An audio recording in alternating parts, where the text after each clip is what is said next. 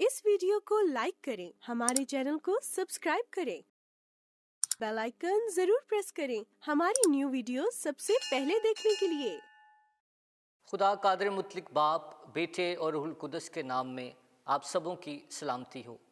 मसीह यस्सु में अज़ीज़ भाइयों, बहनों, बच्चों और बुज़ुर्गों, ये मौसम बहार है और मौसम बहार में आप जानते हैं कि नए फूल खिलते हैं, नई कलियां निकलती हैं, खूबसूरत रंग आ जाते हैं और मौसम खिला खिला और खुला खुला नज़र आता है। इसी तरह कलीसियाई साल के अंदर भी दो खूबसूरत मौसम हम मनाते हैं।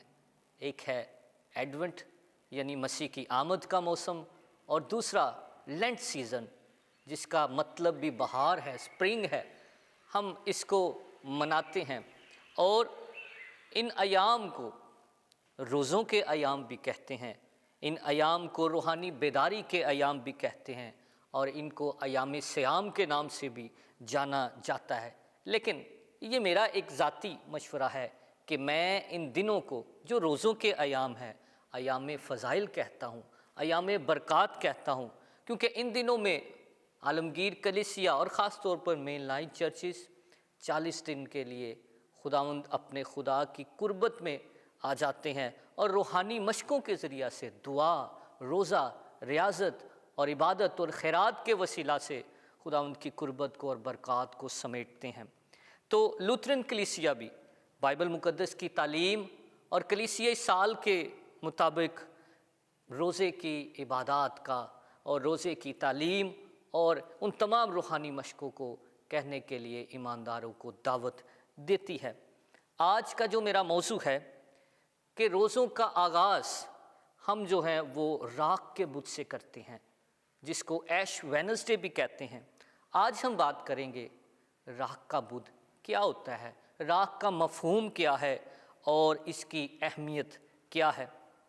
क्योंकि जब हम लफ्ज़ राख सुनते हैं और पहले रोज़े के दिन उसकी इबादत में काहिन, खुदा का खादम, ईमानदारों की पेशानियों पर, उनके माथे पर मखसूस शुदा राख को लगाता है और सलीब का निशान बनाता है और कहता है कि ए इंसान, तू खाक है और खाक ही में लौट जाएगा। या ये भी कहा जाता है कि तौबा करो, इंजील पर ईमान लाओ, क्योंकि खुदा की बादशाही नज़दीक है। मेरे अजीज़ों, ये ऐसे अल्फाज हैं जो इंसान को उसके असल की तरफ और उसकी हकीकत की तरफ लेकर जाते हैं। इस ज़मीन पर, इस बदन में रहते हुए इंसान की असल हकीकत और क्या है, उसका वजूद क्या है। ऐ इंसान, तू जो भी है, तेरा रुतबा जो भी है, तेरी ठाठ बाट जो भी है, लेकिन फिर भी तेरी असल हकीकत ये है कि तू मट्टी है और मट्टी में तुझे जाना है और तेरी हकीकत, तेरा असल यही है।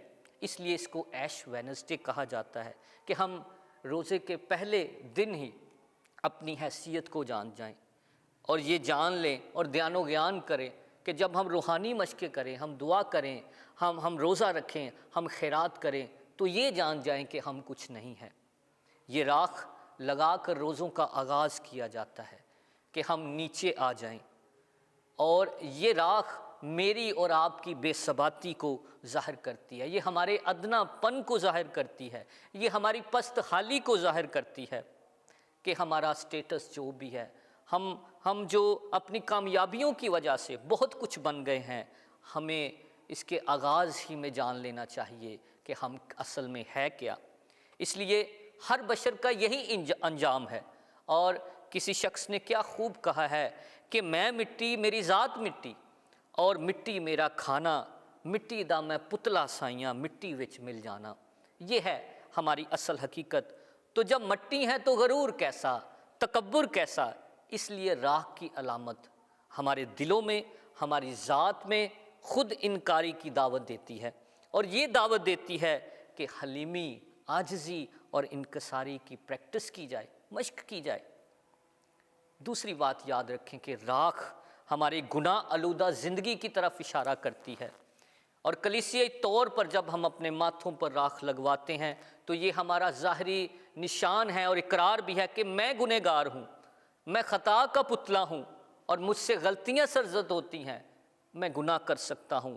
اور جب ماتھے پر صلیب کا نشان بنایا جاتا ہے تو یہ اس بات کا ثبوت ہے کہ میں گنہگار ہوں اور یسوع میرا نجات دہندہ ہے، اور یسوع میری راست بازی ہے، یسوع میری کمزوریوں، خطاؤں اور گناہوں کو معاف کرنے کی قدرت رکھتا ہے۔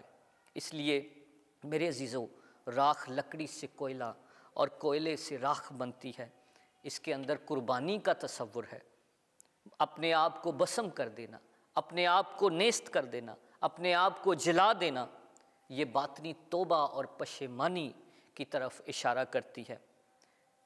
یاد رکھیے، بائبل مقدس میں جب بھی توبہ اور پشیمانی یا کوئی خدا کی طرف واپس لوٹا ہے، رجوع لایا ہے، تو اس نے راکھ کو اپنے اوپر لیا، ٹاٹ اوڑا اور روزہ رکھا۔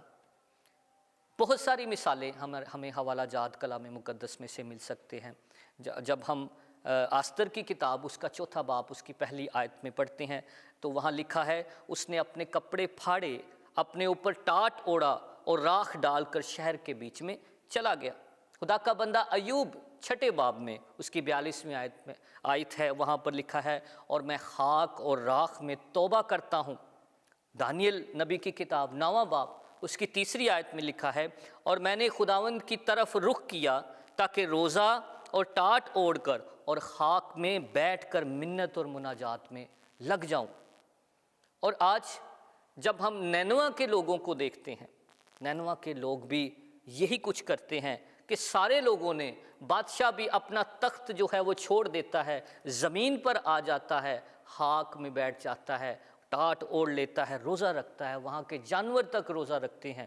تو میرے عزیزو، راکھ ہماری پست خالی اور ہمارے چال چلن کو دیکھنے کی طرف اشارہ کرتی ہے۔ کسی نے کہا ہے، اپنا آپ سنبھال کے دنیا فانی ہے، چل تو سیدھی چال کے دنیا فانی ہے۔ مسیح یسوع نے بھی اپنی تعلیم میں راکھ کا حوالہ دیا ہے۔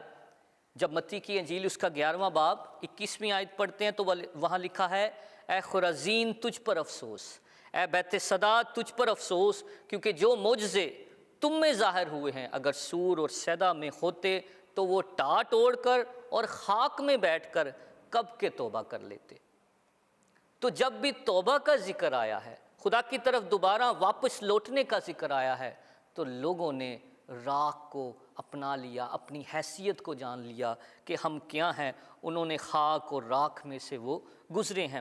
اس لیے بائبل مقدس کے مطابق اور کلیسیائی روایت کے مطابق صدیوں سے یہ بات چلی آ رہی ہے کہ یہ علامتیں جو ہیں ہمیں اپنی حیثیت کی طرف لے کے جاتی ہیں۔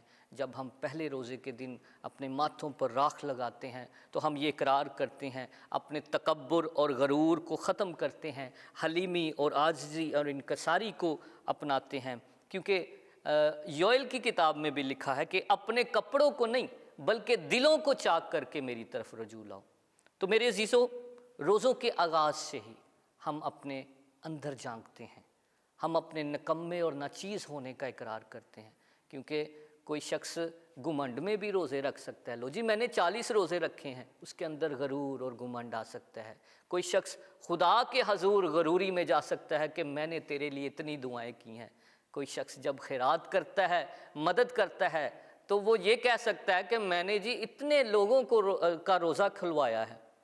اس لیے آغاز میں یہ بتانا ضروری ہے کہ انسان گھمنڈ میں نہیں، غرور میں نہیں، بلکہ تو جو کچھ بھی اپنی روحانی ترقی کے لیے کرے گا وہ عاجزی، انکساری اور حلیمی میں کرے۔ خداوند یہ روزوں کے ایام آپ کے لیے مبارک ٹھہرائے، اور ہم سلسلہ وار روزوں کی تعلیم کو لے کر آپ کے سامنے پیش ہوتے رہیں گے۔ خداوند آپ کے ساتھ ہو اور بڑی برکت دے، آمین۔